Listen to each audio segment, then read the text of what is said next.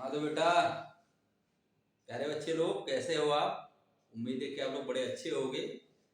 और डिमांड बड़ी तेजी से आ रही है और मैं डिमांड को पूरा करने में लगा हुआ हूँ। आपका स्वागत है मेरे चैनल फिजिक्स से फिजिक्स में। मैं भोलेनाथ प्रसाद, प्रवक्ता भौतिकी राजकीय पॉलिटेक्निक अयोध्या से हूँ। जितने भी लोग नए हैं वो प्लीज मेरे चैनल को सब्सक्राइब कर लें और अच्छा लगे तो और को भी शेयर करते जाएं, जिससे हमारा डिप्लोमा सेक्टर का जो रिजल्ट है ना वो इम्प्रूव होता चला जाए। मैं तब तक पढ़ाऊंगा आपको जब तक कि आप अच्छे अंकों से पास ना हो जाओ और एक अच्छे इंजीनियर बन के देश की सेवा ना कर पाओ। तब तक मैं छोड़ने वाला नहीं आपका पीछा, ये आप अच्छी तरह से जान। तो आप लोग की डिमांड आई थी, बहुत तेज डिमांड आई थी कि सर प्लीज स्टोक्स लॉ को बता दीजिए। तो स्टोक्स लॉ को बताने के लिए मैं इतनी जल्दी में थर्ड वीडियो आज ही के दिन अपलोड करने जा रहा हूं। तो प्लीज अंत तक देखिएगा वीडियो को और समझ लीजिएगा, पूरा पूरा वीडियो पूरा देखिएगा। ये ना हो कि बीच में छोड़ना नहीं है, पूरा वीडियो देखना है। तो स्टोक्स लॉ मैंने इसके पहले वीडियो में बताया था थोड़ा सा कि F equals to 6 pi eta R v होता है। लेकिन उस चीज को क्लियरली जानने से पहले हमको एक चीज और जानना पड़ेगा और उसे हम बोलते हैं फ्लूइड फ्रिक्शन। फ्लूइड फ्रिक्शन यानी कि तरल घर्षण। तो सबसे पहले हम थोड़ा सा जानेंगे तरल घर्षण के बारे में और फिर हम आएंगे स्टोक्स लॉ पे। दोनों ही नियम एक दूसरे के कॉम्प्लीमेंट्री हैं। बिना हम फ्लूइड फ्रिक्शन को जाने हुए स्टोक्स लॉ को नहीं समझ पाएंगे। तो फ्लूइड फ्रिक्शन के बारे में और फ्लूइड फ्रिक्शन में विस्कस फोर्स यानी कि श्यान घर्षण श्यान बल को भी जानना जरूरी है। तो इसको समझने के पहले मैं थोड़ा सा आपको एक एग्जाम्पल बताता हूं कि आप लोगों ने अगर कभी नदी में या बहते हुए नाले में कभी कूद के डुबकी लगाई होगी तो आपको थोड़ा सा फ्लूइड के मोशन के बारे में जानकारी हल्की सी हुई होगी। एक घर पे भी आप एक्सपेरिमेंट करके देख सकते हैं।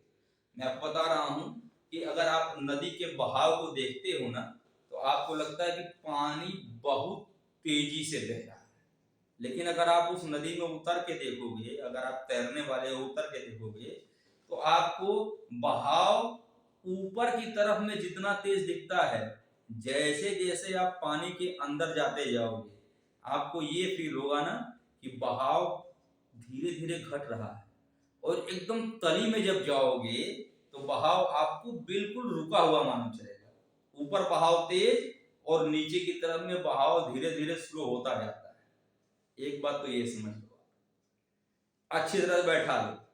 इस चीज को आप लोगों ने अगर नहीं फील किया हो तो मैं एक दूसरा एग्जांपल और बताता हूं कि आप एक बाल्टी में पानी ले लो और पानी लेके हाथ या डंडी डाले, कोई भी डंडा डाल के ऐसे खूब तेज गोल गोल घुमा दो। और गोल जब घुमाते हो, आप लोगों ने बचपन हो सकता है खेल भी खेला होगा, तो आपको एक बात मालूम चली होगी कि आपको केंद्र पे उसके बाल्टी के सेंटर में बहुत तेज बहाव दिखाई पड़ता है और किनारे तरफ बहाव बिल्कुल धीरे दिखाई पड़ता है। और अगर इसको अच्छे से समझना हो तो आप क्या करना ना, एक कागज का छोटा सा टुकड़ा लेकर के बाल्टी के किनारे पे रख देना और वो आप पाओगे कि किनारे की तरफ जब वो गोल गोल घूमेगा उसका वेग कम रहेगा।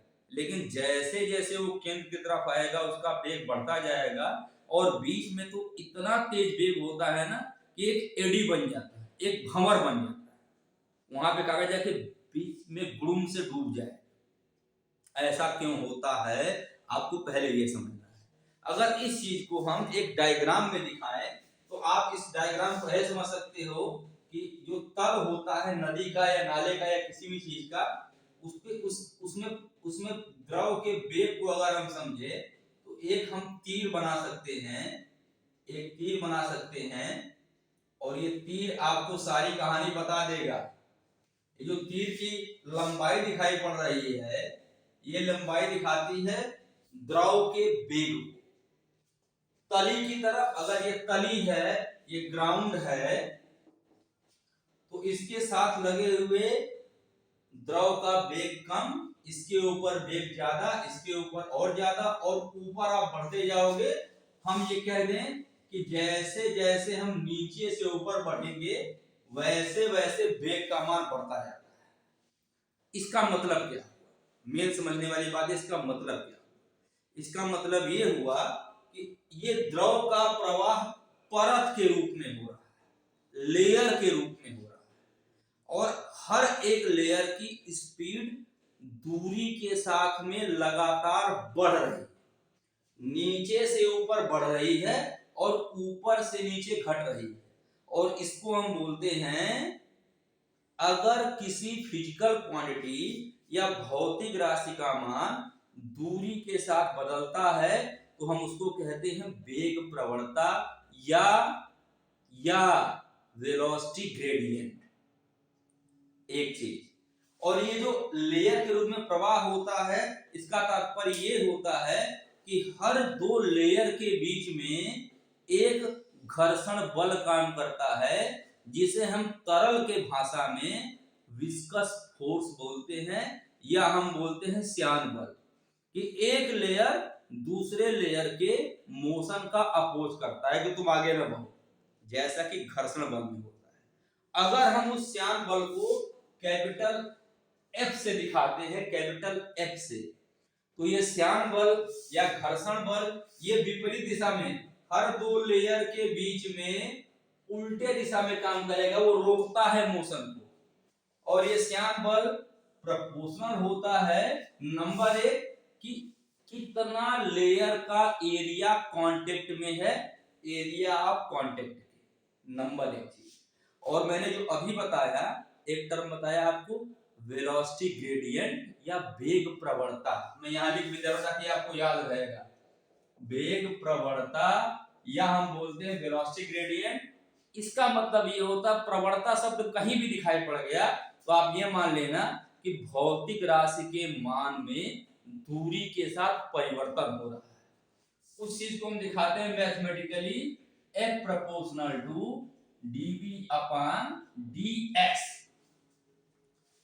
d upon dx differentiation constant with respect to x axis या विद रिस्पेक्ट टू दूरी, तो वेलोसिटी दूरी के साथ बदल रही है। तो ये विस्कस फोर्स है, इन दोनों चीजों पे डिपेंड करता है, फोर्स एरिया ऑफ कांटेक्ट पे और वेलोसिटी ग्रेडियंट पे।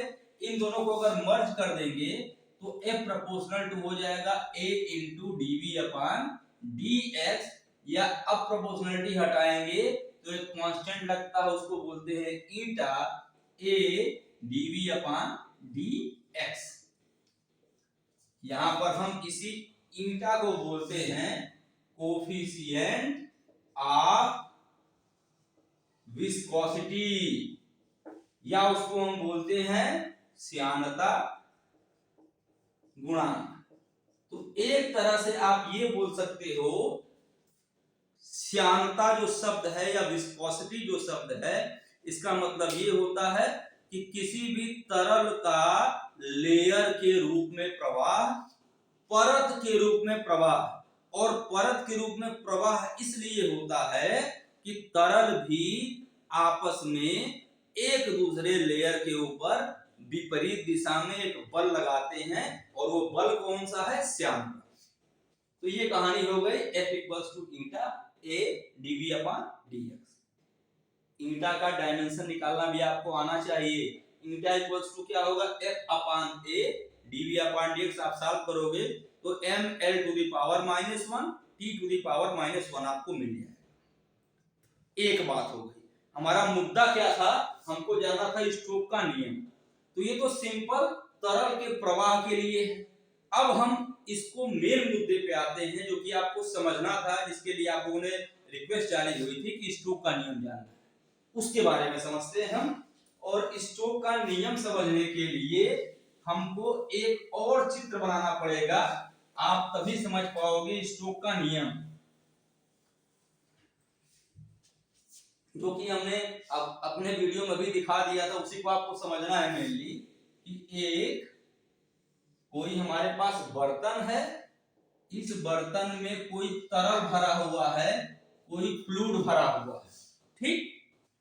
इस फ्लूइड में अगर हम किसी स्फेरिकल बॉडी को, किसी गोलीय वस्तु को डालते हैं, अगर हम मान लिए कि गोलीय वस्तु की त्रिज्या r है और डालने के बाद में जब वस्तु गिरेगी उसका वेग v है, जिस द्रव में डाला गया है उसके लिए कोफिशिएंट ऑफ विस्कोसिटी या श्यानता गुणांक का मान ईटा है। 3 चीजें हैं। तो अभी आपने पहले भी देखा होगा, नहीं देखा तो फिर से देख लेना उस वीडियो को। तो इस वस्तु के ऊपर नीचे की तरफ तो भार काम करेगा W, एक काम करेगा उत्प्लावन बल U, एक बल और काम करता है जिसे हम बोलते हैं स्टोक बल। स्टोक बल यही समझना है मेन आपको। स्टोक बल का मतलब क्या होगा, एक चीज समझ लो कि अगर ये वस्तु नीचे की तरफ में गिरेगा, नीचे की तरफ में वस्तु गिरेगा तो वस्तु के, देखो जरा मैं एक बना लेता हूं लेयर, वस्तु के साथ में उसके पास की जो फ्लूइड की लेयर वो भी नीचे गिरेगी। तो अगर फ्लूइड की लेयर नीचे गिरेगी तो उसके बगल वाली लेयर उसकी मोशन का अपोज करेगी कि वो न गिरे, रोकना चाहेगी, एक घर्षण लगाना चाहेगी।